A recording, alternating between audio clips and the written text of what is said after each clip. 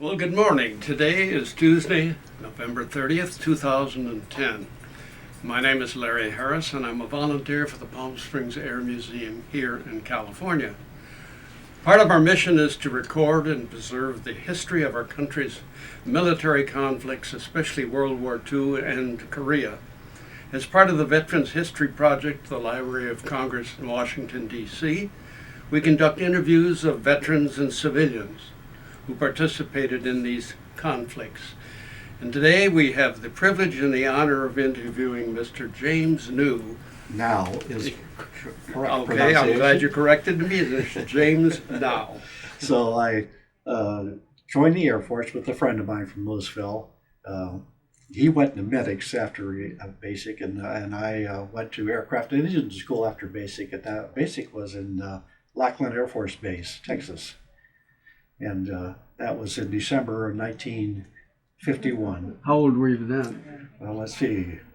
I'm not even sure. 19, I think. 19. Yeah. So you're out of high school. Yes. Yeah. And so one of the best things that could have happened, though, was for me to get out of that little town of Louisville, because I saw the outside world. From there, from Louisville, you don't see too much of the outside world. Yeah. And so I was able to get out and get going. And so after basic, though, at Lackland, I went to Shepherd Air Force Base in Texas, which is next to Wichita Falls, Texas. And went to aircraft and engine school, is what they called it those days, and now they call it aircraft and power plant. But and it was about a 6 months course. And the last phase was where you learn to become a crew chief or something like that. And I was pulled out of that and sent to Chanute Air Force Base in Illinois, Champaign. And I did really exceptionally well in the electrical department. And so that's why the Air Force, being very good at deducting things, sometimes, they said maybe he'll work out as an electrician, so that's why they sent me to electrical. Well, you obviously had so much more experience and training than most men would have at that age. Yes, that's right. I can see why they would jump on you immediately. Okay, then where did you go after that? Where were you assigned after your training? Okay, after about 3.5 months or so at Chanute Air Force Base, I had made my second strike there, and they sent me to Oxnard Air Force Base in California, which is very close to Oxnard. Ventura is probably the most known town, and a little tiny town called Camarillo. Mm-hmm. And so the funny part is, on my way to the base, which nobody knew where it was for sure, it was a brand new base, and so I come in this little town of Camarillo, and I got off the bus there and asked around, where's the Oxnard Air Force Base? Nobody knew. Nobody knew where the base was. And so one guy, he says, they're doing a lot of construction out there, out the bean fields out there. And he said, it looks like they're building big buildings and things like that. So I said, well, I'm going to take a chance. I hired a taxi and went out there, and sure enough, that was Oxnard Air Force Base. Brand new base. One airplane, when I got there, was a C-45, which was a twin Beech, actually.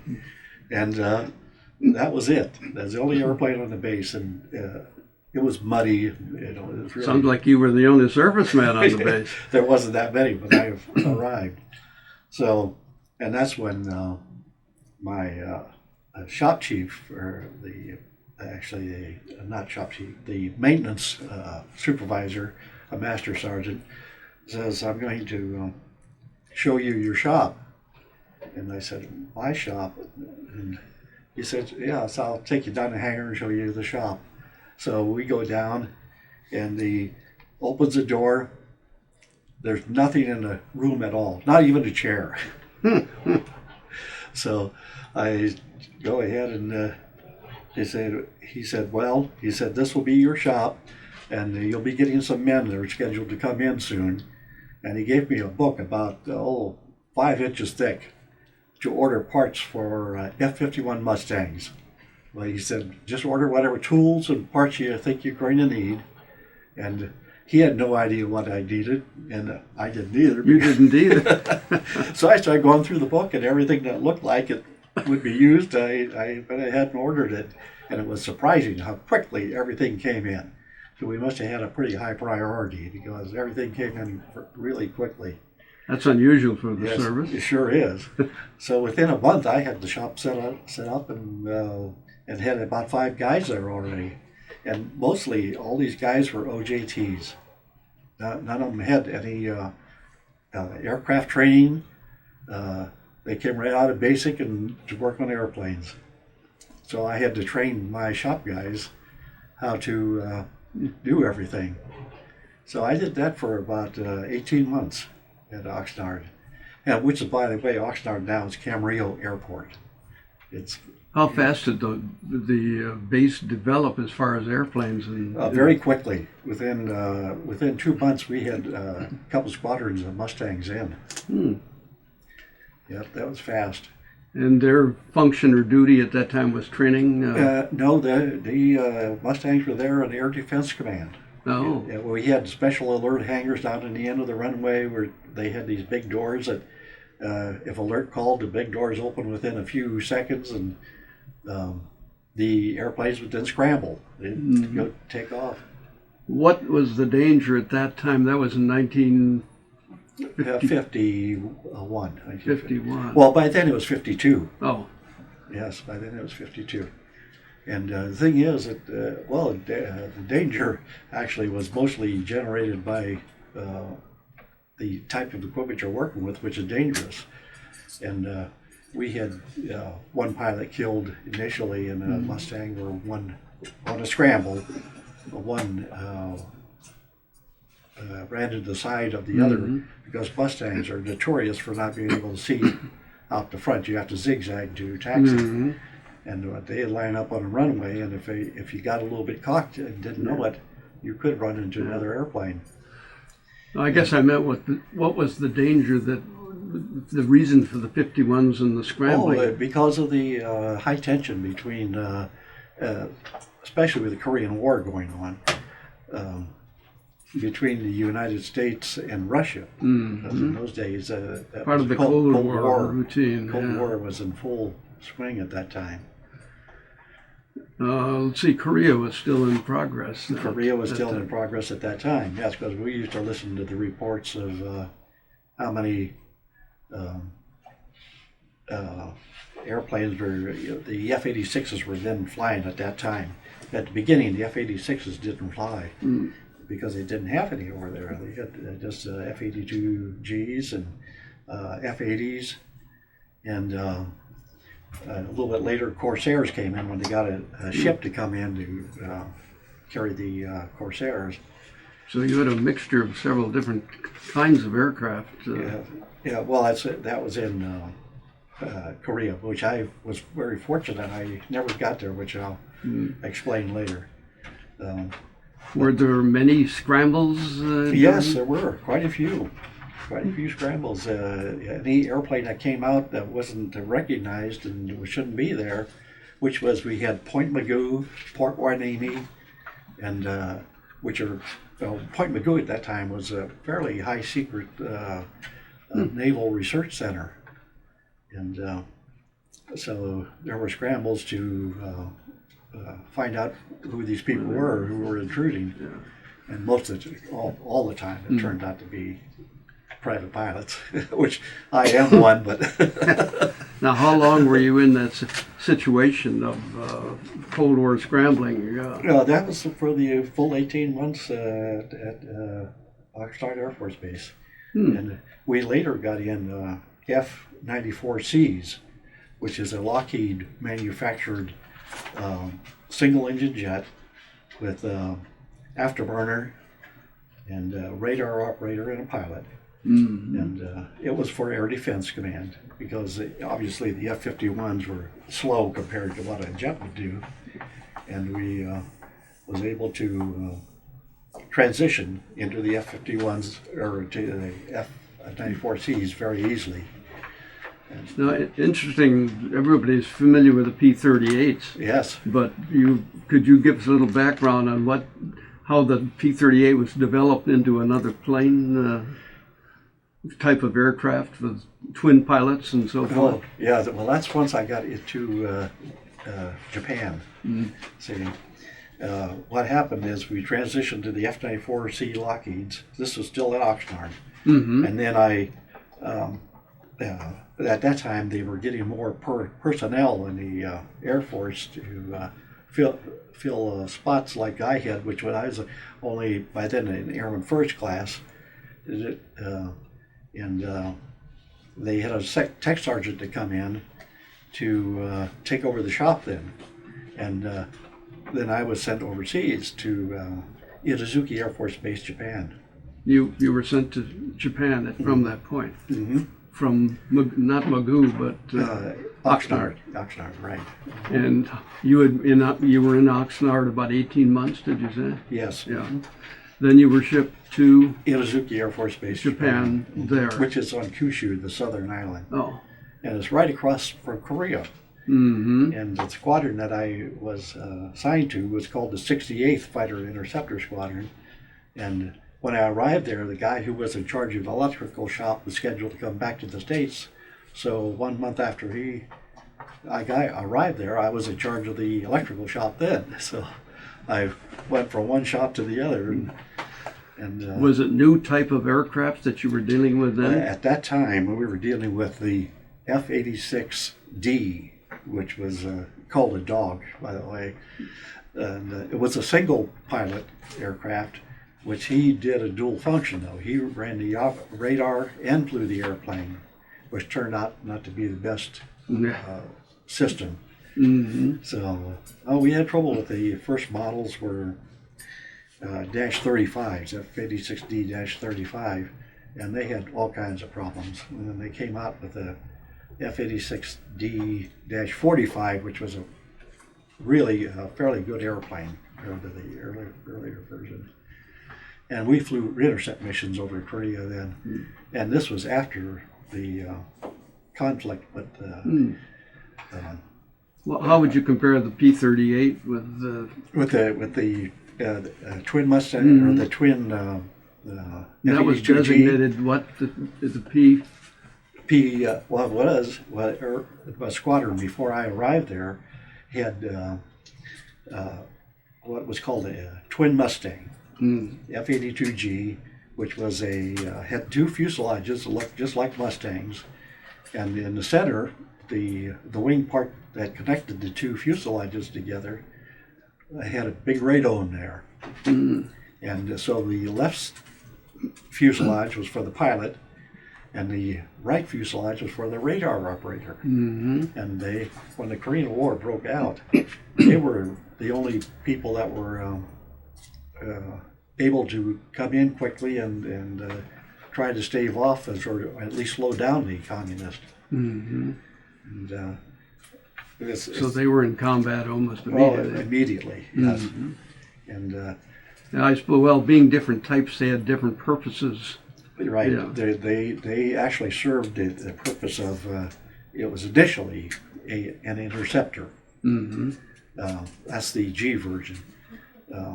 The F-82, which was the non-interceptor, it had two pilots, and it was long-range escort and long-range harassing of the enemy. This was during the Second World War, its function. Not particularly good at air combat? Actually, it was, because it had two big, powerful engines there, V-12s. And it had a good rate of climb and high speed, and heavy armament. All it had was 6 50 cals on it. No rockets or anything at that point. No, it could carry them though. They weren't fitted at that time until later on with rockets, because they would intercept the troops moving from North Korea to South Korea. Now, how long were you at that base in Japan? About 16 months, about there. And most of the flights were, or at least were combat across the straits Yes. to Korea. Hmm. Yeah. Did you have many of them coming back limping, or? Well, I'll tell you, one time, stationed in Korea were F-86s, which was the ones that were fighting the Russian MiG-15. And it turns out that after the truce was signed, those airplanes came back to our base for, they just moved the whole squadrons out back to Itazuki Air Force Base. And when they came in, they had doors missing off the landing gears, they had parts missing, even panels missing off the airplane. It looked terrible. And so they had refurbished the airplanes completely. Mm-hmm. And I'm not sure Did I miss a point?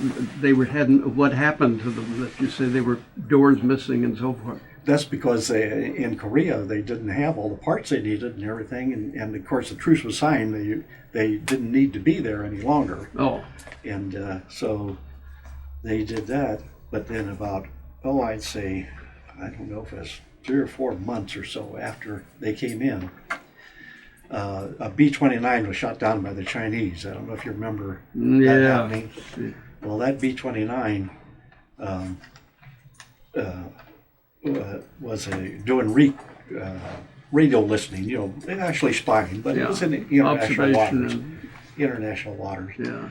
But the Chinese shot it down. Well, the next morning, I wake up and hear all these engines running, and here both squadrons were all lined up, getting ready to go back to Korea, which they did. And we heard about 3 or 4 days later where they shot down quite a few Chinese MiG-15s. What they did, that wasn't common knowledge. They pulled a Pappy Boyington trick where they actually flew real close formation and made it at the altitudes of the B-29 would be flying, the same altitude the one they shot down was. And so the Chinese came out, and when they did, they took care of them. And when those guys came back to the base with these red stars on the side of the airplane, they were proud. Yeah. How long did that type of operation go on? It only went on for about a month. About a month. And then they all came back and Korea was really not needed as far as a fighter squadron being there all the time, because the MiGs would come down and then our F-86Ds would intercept them. Because we knew, even when they were crossing toward our direction, before they crossed the 38th parallel, we were on our way. Scrambling on Yes. your way. Mm-hmm. From Japan? From Japan, yes. It's a short distance across the channel there. Do you have any idea how many MiGs they might have shot down in that kind of trap, you might call it? I think 4 or 5. Mm-hmm. It was quite a few. The Chinese were really mad about it, that we trapped them. Yeah. That wasn't particularly common knowledge at that time. And then on your consideration of what China backed off then because of this? Yes. So I'm not sure how soon they started or resumed the B-29 missions for along the coast of China, but it wasn't very long afterward they started. And did they continue flying the B-29 flights? Mm-hmm. Mm-hmm. But no trouble from the Chinese? No trouble. After that. Speak softly, huh? Yes. Then how long did you stay then in Japan? Till November of 1955. So you were there quite a while. And then I was discharged. I came back and got discharged. They wanted me to re-enlist. I was staff sergeant then. Wanted me to re-enlist, but I don't know. I almost did, though. How long were you in total then? It'd be about, 3 years, 11 months, just about 4 years. Most of that time was spent in Oxnard and Japan. That's correct. Yeah. How did you get from Oxnard to Japan? Did you fly or? No, very interested. Glad you asked that. That's a good, interesting thing. I was airman first class then, so I went on a ship. Breckenridge and the Buckner were two twin ships. Mm-hmm. And I'm not sure if I went over to Breckenridge and came back on the Buckner or vice versa. But it was a sister ship, so when I came back, I knew my way all around the ship already. But the thing is, I was put in charge of the serving of the food. I had about 8 guys who would, dish out the food on the ship.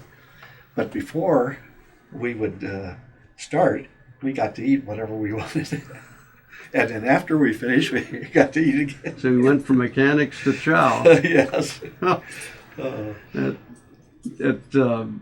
that's in that way you assured yourself of good meals. Yes, that's for sure. Yeah. How long did it take you? About a month to get across? No, not quite that long. We stopped in Hawaii on the way over. No. For just, I think, 2 days. And then... they let you off the ship? Yes, and then we got to roam around and I know. see the place. Yeah. During World War II, they didn't let you off the ship too often in Hawaii. Yeah. They were afraid of what was going to happen. That's right. Yeah, I read that in an article someplace. So then when you got back to the States, then what? I forget what base it was up north in California. Mm-hmm. I was discharged from. From and that so